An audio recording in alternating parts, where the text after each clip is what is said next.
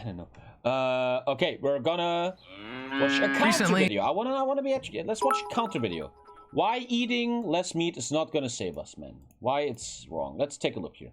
Nuts, livestock farming, yeah. Someone gave 100 bits. NO2 is I don't know. Stickstoff. Fuck, I don't know. It seems like cows can't catch a break. So our meaty diet is literally eating up the planet. It's the worst thing we eat when it comes to global warming. I'm becoming Destiny here, man. Debating shit. People say we need to eat less beef to save the planet, that cows are polluting the air with their methane-rich burps. They're eating all our food, drinking all our water, and taking all our land that we could be using to grow human food on. When you hear the specifics, it sounds like cows must be bad. To create 1 kilogram of steak, a cow needs to eat up to 25 kilos of grain. We could nourish an additional 3.5 billion people if we just ate the stuff we feed to animals.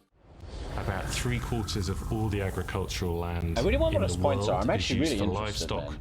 I found out that 1/4 pound hamburger requires over 660 gallons of water to produce. The livestock sector is responsible for 15% of global man-made emissions. Another solution to climate change, we could stop eating animals.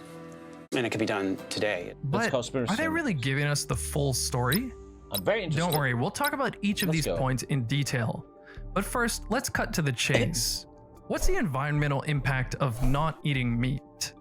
Veganism is on the rise, but getting 100% of Americans to go plant even went down a lot. Look at that. Like Corona started and veganism went down. Everybody's like, oh, the world is dying. Let's eat meat now. It's unrealistic. So let's be optimistic and say we got 10% of the United States to stop eating meat. Accounting for everything, the methane from cow burps, the emissions from animal manure, emissions from transporting and processing meat, and so on, what would be the actual reduction of the United States planet-warming greenhouse gases if 33 million people went totally plant-based? To discuss this, I'm joined here with Professor of Animal Science and Air Quality Specialist at UC Davis, Dr. Frank Mittliner.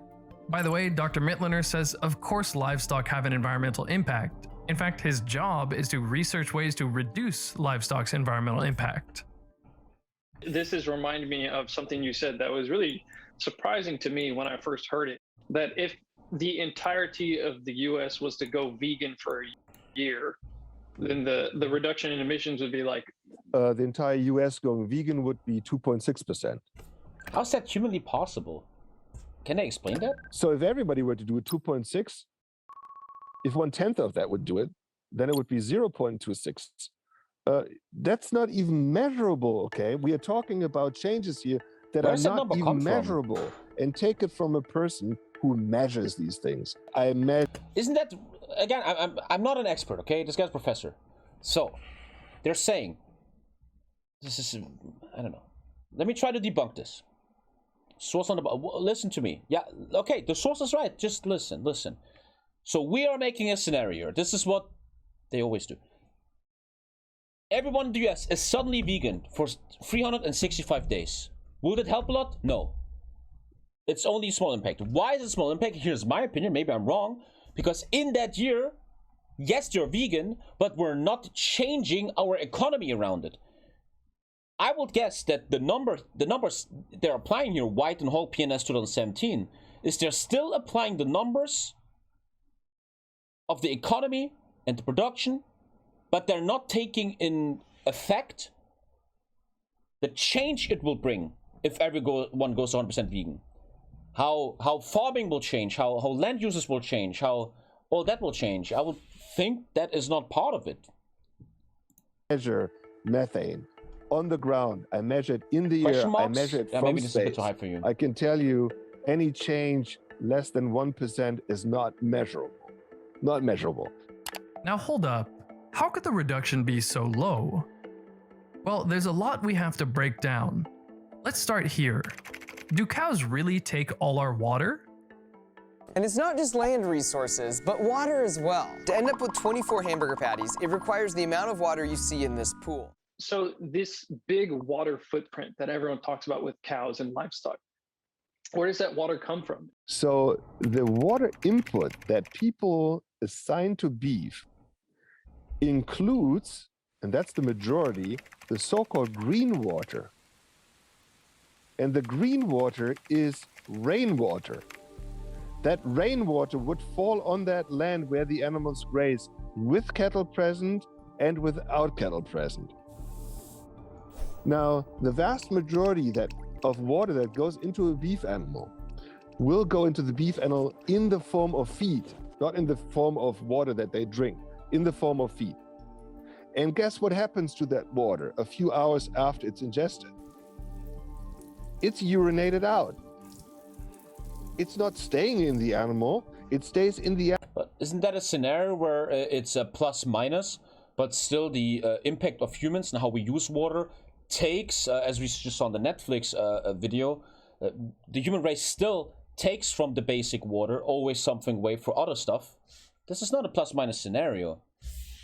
This is like you put one in and you get one out. No, you still use it for the land, for the industry, animal, as long as the tea that you drank this morning stayed into your body or inside your body. So that water is not all of a sudden miraculously gone, okay? It is going in and it's coming out. The vast majority of that is rainwater. So to me, it is disingenuous to say... Sorry, big. Don't know about you, Tommy, but if we all just localized our production instead of globalized, I fully agree, it might be more environmentally healthy and smarter. Thanks for the sub, man. It would kinda suck and be very tricky to do. Oh, look at all that water that goes into growing cattle. Would we say the same thing about all the water that goes to trees to grow?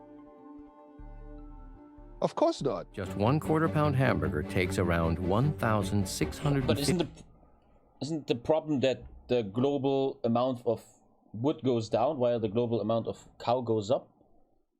And you don't put in consideration that a cow might need more water of the global water supply than a tree? 50 liters of water to produce. So, but these people who come up with the statistics of these enormous amounts of water going to beef, they're counting rainwater. They're counting green water. And that's just not right. So the real worry we have is overusing our freshwater reserves for irrigation.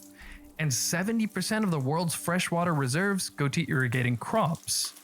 53% of the groundwater for crops goes to rice, wheat, and cotton.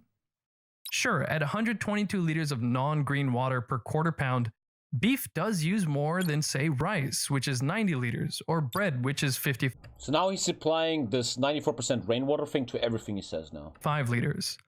But think about this. 94.5% of Californian almonds' water usage is not green water. That's 1,097 liters per 1/4 pound, almost 10 times more than beef. Think about that the next time you're ordering an almond milk latte.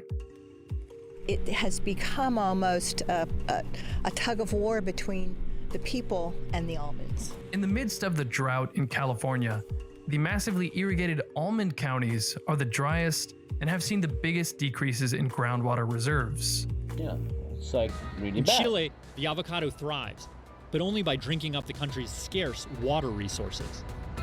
Also, consider that nutritionists don't just say, a human needs precisely... Wrong, I have to do something. He says, Terran Tank says your soy milk might be worse for the environment after all. No, the soy milk that Lisa buys is from Canada, where they do it under very, very different circumstances. 2 pounds of general food material very per clear. day. There's a full course meal, donuts and coffee. We need to think about nutritional requirements when we eat. And beef is way more nutrient dense, so yeah, 122 liters used to make a 1/4 pound of beef is not nothing. But you can't compare that to a 1/4 pound of rice, which only uses 90 liters but provides only 1/5 the protein and much less vitamins and minerals than beef. Also rarely mentioned. Yes, you have the transport costs from Canada. Milk alternatives are still better than cow's milk. There are so many studies on that. I think you could argue, yes, for example, the soy milk from Canada that me and Lisa drink still has a CO2 footprint, for example, the transport, but still that footprint is significantly less than, for example, cow milk. Is that cows also provide highly nutrient-dense organ meats no one's ever like said, liver. though, it's neutral. So we don't have enough rice for you, kid. That's Rolf Cifaretto, Lisa. Look at that. That's Rolf Cifaretto. I'm not saying that we should stop eating rice or almonds to save the planet. Everybody needs to eat, and different people... Yeah, Lisa even buys oat and pea milk now. Pea milk.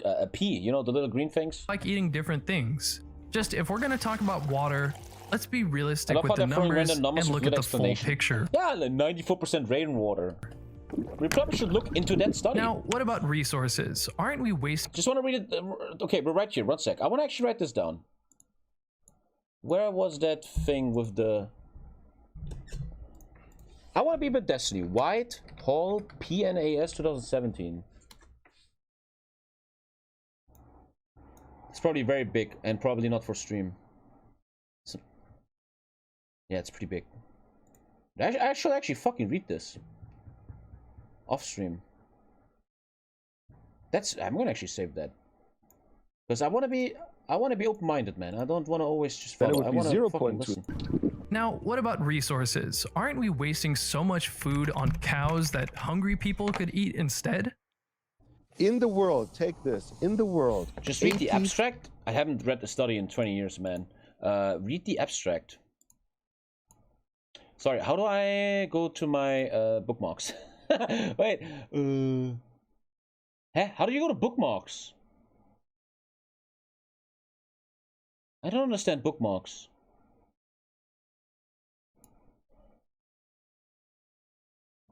Read the abstract. As a major contributor to agricultural greenhouse gas, CGE emissions, it has been suggested that reducing animal agriculture or consumption of animal-derived food may reduce bad stuff and enhance food security. Because the total removal of animals provides the extreme boundary to potential migration options and requires the fewest assumptions to model, the yearly nutritional and GHG impacts of eliminating animals from US agriculture were quantified. Animal-derived foods currently provide energy, 24 protein, blah, blah, blah, blah, blah, blah, what they provide, blah, blah, blah, blah. Although, model, this is not telling us anything about that rainwater bullshit, though.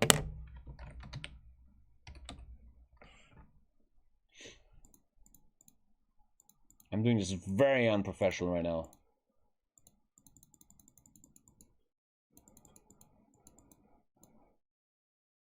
Okay, the word rainwater doesn't happen once in the whole excerpt. 94%. Also doesn't happen once. Sorry, wait.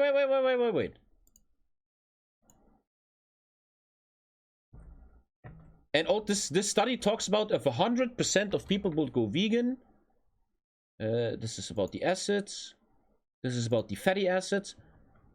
Not once. It's the wrong source. Whitehall PNS 2007.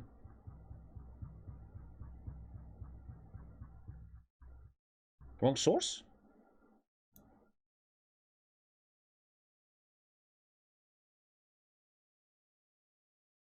Whitehall 2007 PNAS.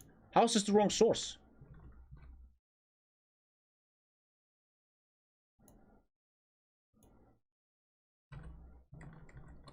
In the study, it states that we will only lose 2%, 2.6 here. Significance.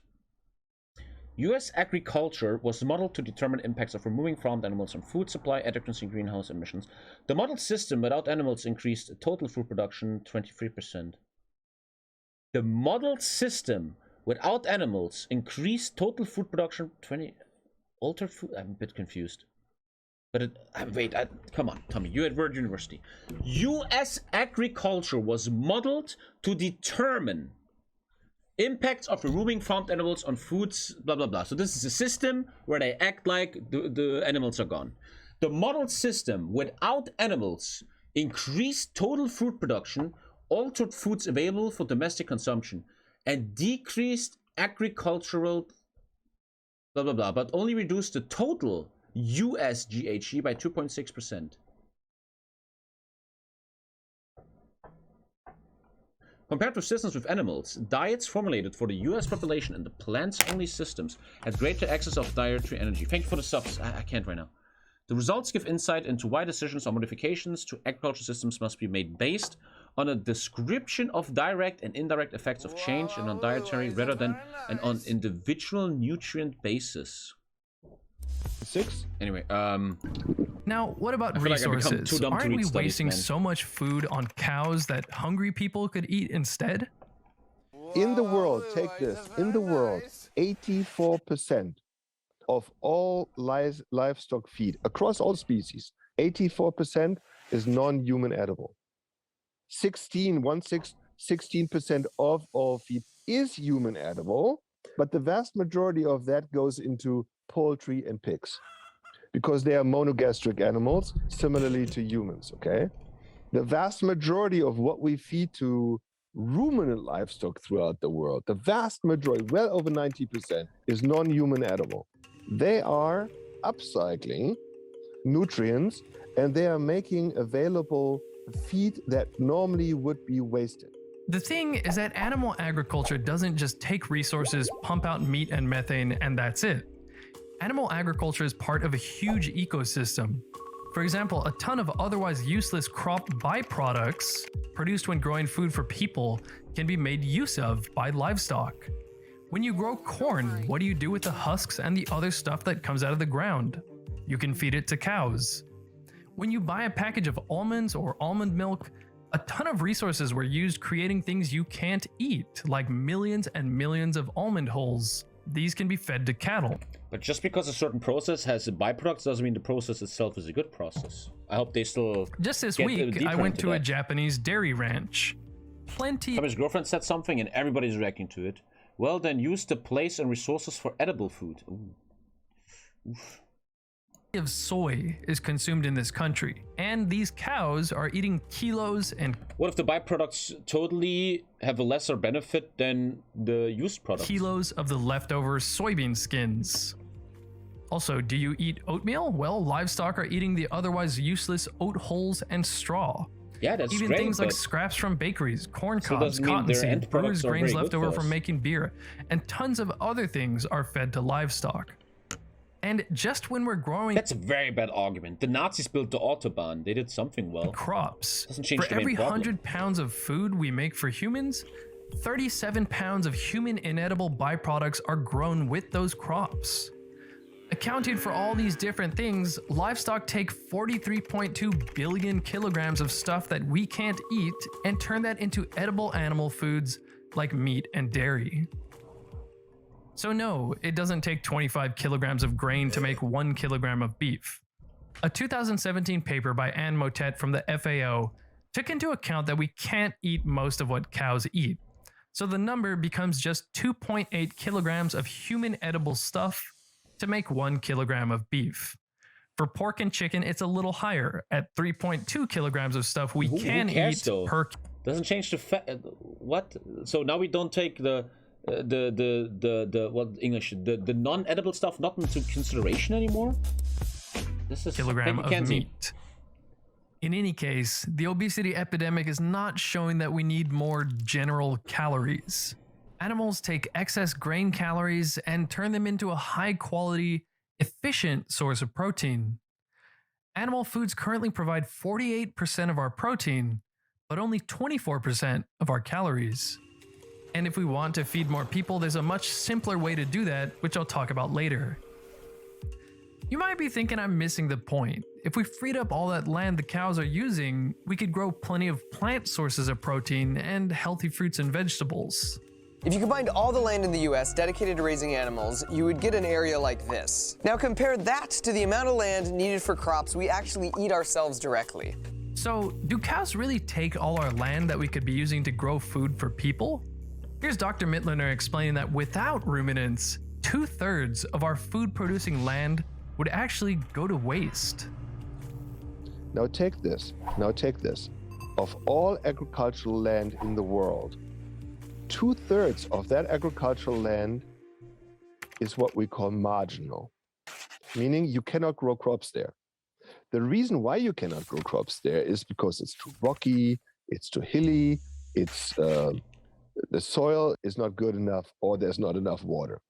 Marginal land. 2/3 of all agricultural lands are marginal. Mm-hmm. The only food-producing land use for these 2/3 of all agricultural lands are ruminant livestock. Only they can make use of that land because they can eat grass. That grass is high in cellulose, and that cellulose they can digest and they can convert. Because they have microbes in their digestive tract that can make that conversion. And so 1/3 of all agricultural land in the world, that's the remaining 1/3, is the arable land. And that arable land is the land where we can grow crops. So particularly our ruminant livestock. But isn't the problem that we're destroying a third type of land, which is forest, for example, in Brazil, to create a marginal land? Like, you take away from the overall forest, which creates O2, for example, the Amazon rainforest, you take it away and make it the marginal land. Which is also great, really unique insofar that these animals upcycle non-human edible feed into highly like the argument, we should use it because we have to use it anyway, we can't use it for anywhere else. That's not a very good argument. Digestible and highly nutritious animal source food, such as beef or dairy. So when you hear shocking sound bites like this, a vast majority is for agriculture. And when you divide that up, you see that land for grazing animals far surpasses land for growing crops. They're technically right, but they don't say why. The reason is mostly because you can't. Isn't a very good point here that I learned from here is my source is Seaspiracy. Maybe I'm wrong. Sea algae makes up 60% of the O2 production of this planet. Exactly. Now, if you look at Seaspiracy, you can talk a lot about that show, blah, blah, blah. We determine, which it seems to be fact, that sea algae is very, very heavily important for this planet. It creates the ocean. Actually, the oceans create most of the O2 on this planet.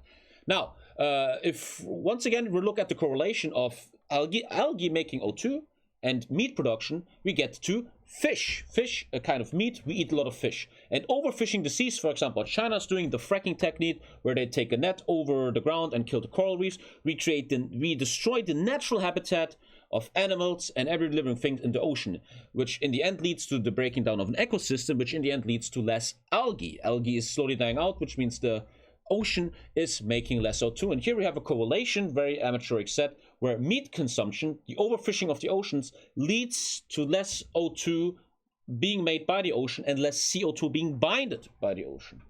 You can't just grow whatever you want, wherever you want. Just in the United States, the soil conditions across regions are quite different. There is a reason California produces a huge amount of food in the United States.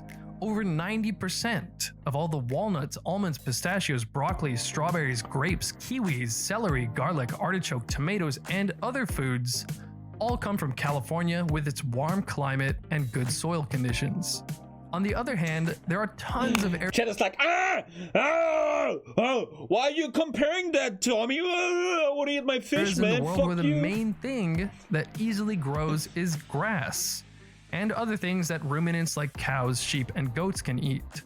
If you don't put ruminants on that land, it will go to waste. Speaking of making use of our lands, livestock also contribute a very valuable resource for growing fruits and vegetables: natural fertilizer, manure. Yeah, half of all fertilizer. So far, am I wrong here? Don't a lot of the arguments of this video just look at the positives? You don't look at the negative, which is a lot of bad shit is happening. They're just like, but there's also a lot of good things, man. We can use the poop, we can use the byproducts. Fertilizers used it's in like the you're world talking, you're beating around the bush, man. Half of all fertilizers used are animal manure. The other half are chemical fertilizers. And all fertilizers going onto organic crops are animal manure or other animal products. So while livestock takes some grain from humans, very, very 50% of the fertilizer that makes crops like these grains possible come from livestock. To make our favorite food group even more unsustainable, about 15% of all greenhouse gas emissions caused by humans are created by the meat industry. Lastly, yeah. Now, I want to see how they debunk this. That is legit from Lisa's book. Here comes the direct attack to Lisa. I just opened this. Right. Oh, it's gone now, Lisa. I just talked about this. It says in Lisa's book here, 14.5% comes from that, which is proven. Now, I really wonder what they say about this. Globally, livestock make up 14.5% of emissions. But this number is misleading and mostly irrelevant. Why? It is important to highlight that there are huge regional... I like that he's using a lot of sources in this video, man. Like a German dude in his garden. The #1 source here, man. Differences. And they have to be accounted for, because otherwise we are going on the wrong path to solutions. Because the world average doesn't matter. The world average doesn't matter. The world average emissions don't matter in Paraguay. They don't matter in the United States. They don't matter in Japan, because they are just a world average. But isn't an average important in science to show certain trends? Isn't the global average showing a certain trend? So this is not finger pointing here. This is not about saying we do things right in the developed world, they do things wrong in the developing world, and we're not saying that at all. But if you now have to come up with a global average number, then that global average number is heavily tilted toward being high because most countries in the world are developing countries. And 80%, 80, of all livestock emissions in the world, 80% occur in developing countries. We are now announcing today. Okay, so what's the point? Okay, yeah. But that in 15 so we shouldn't care schools in Brooklyn, we will be instituting meatless Mondays. There is a climate crisis, and the decisions we make have an impact on that crisis. So when people in the United States say we should replace animal food with more plant food, think about the fact that crop agriculture accounts for more emissions than livestock. Where crop agriculture accounts for 4.7% of emissions, livestock only accounts for 3.9% of emissions. And everyone is talking about the environmental impact of beef, but cows are only 2% of emissions. Let me tell you this. So if you... I want to see that again. That's really interesting. Transportation 28, electricity 28, industry, commercial. If that's true, that's pretty heavy, man. Only 7% of... They're saying cows though, not... But isn't that... I don't know. 2% of emissions. I'm gonna shut up. Let me tell you this. So if you were a citizen in the US eating beef, then you'd be in a country that produces 18% of the world's beef, with 6% of the world's beef herd. So we have a very efficient beef production here, okay? And when I say very efficient, I don't mean CAFO, I mean you can be efficient with a grazing system, you can be efficient with a more commercial system. Particularly the beef and the dairy sector are extremely efficient here. While we, for example, have 9 million dairy cows in the United States. But no one cares if you do well. Isn't the whole problem that, wait, I understood this, this is a worldly problem. The Amazon rainforest is the lung of the world, collecting a lot of CO2 and giving out a lot of O2. And in Brazil, they're eroding a lot of woodland to create space for farming and livestock, mostly soy, because the whole world wants that. And it's great that the US is doing great, but dude, what are you... India has 300 million dairy animals. And they could produce the same amount of milk as they do currently with their 300 with 10 America, times fuck fewer yeah, cows. good for you, man. Doesn't change 10 our times problems. fewer cows without even a major effort, okay? Okay, wait, but what about all the methane? Yes, methane does... What is the point here? The US is doing great. He just said 80% of emissions comes from India and China. So first he's shitting on Asia. Then the US is better than the rest. Doesn't change our problems though. Good for you, man. Does warm the earth much more than carbon dioxide, but the amount of methane is of course important. When we measure the methane in carbon dioxide equivalent, methane only accounts for 10% of greenhouse gases in the US.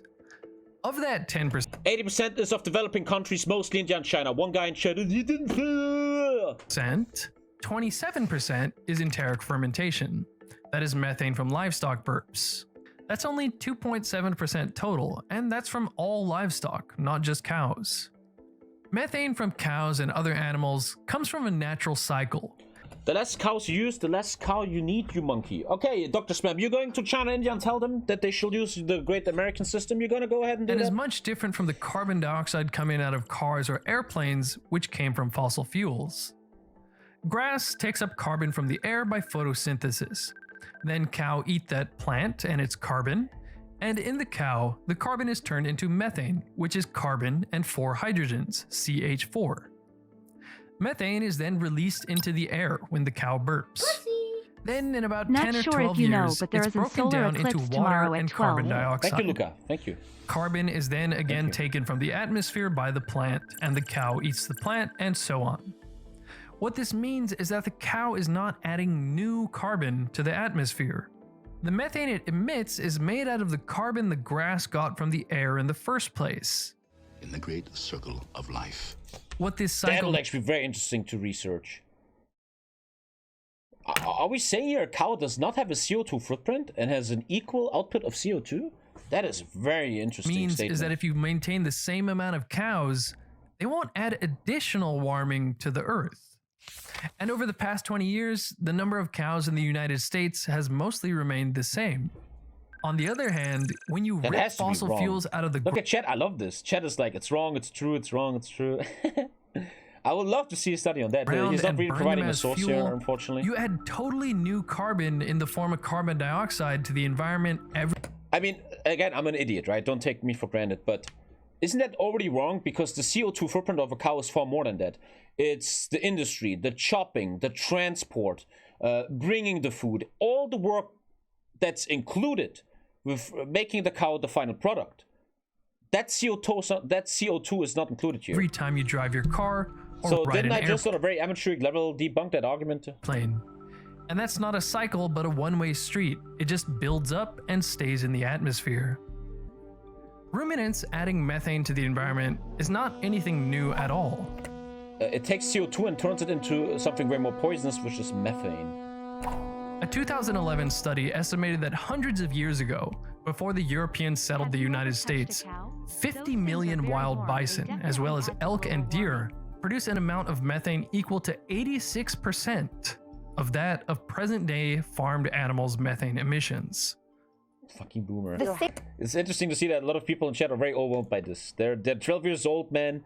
Their entire school year was just playing fucking video games while not listening to the teacher. And now TommyKay does 1 second of educational content, and the 12-year-olds in chat go like,